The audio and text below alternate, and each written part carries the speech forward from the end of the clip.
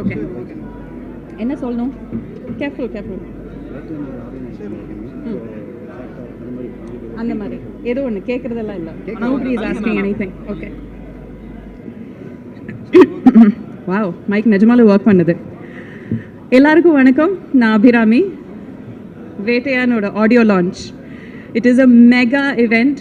ரஜினி சாரோட ஒரு another super duper hit movie ஆக போகுது. அதில் ஒரு பெரிய ஒரு அம்சம் வந்து அதோட மியூசிக் அண்ட் அதோட சூப்பர் ஸ்டார் வந்து அனிருத். ஸோ இன்றைக்கி அந்த ஒரு விழா தான், ஆடியோ லான்ச்.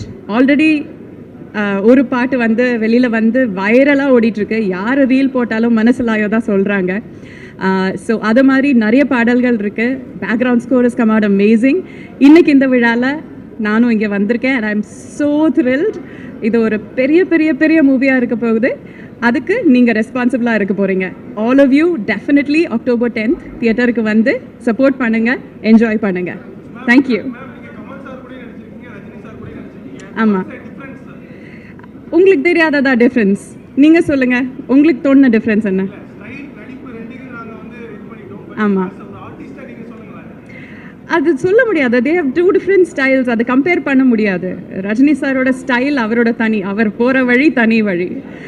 கமல் சாரும் ஒரு வகையில் போனால் அதுவும் தனி வழியாக தான் போயிட்டுருப்பார். அவர் பாதையை தெளிச்சுட்டே போயிட்டுருப்பார். So it's very different to even compare.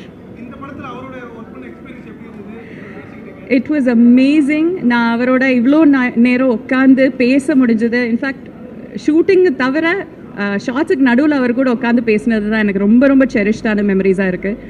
Questions கேட்டு கேட்டு கேட்டு அவர் தொல்லை பண்ணிட்டு இருந்தேன். Because I really wanted to know அவரோட மூளை எப்படி ஒர்க் பண்ணுதுன்ட்டு.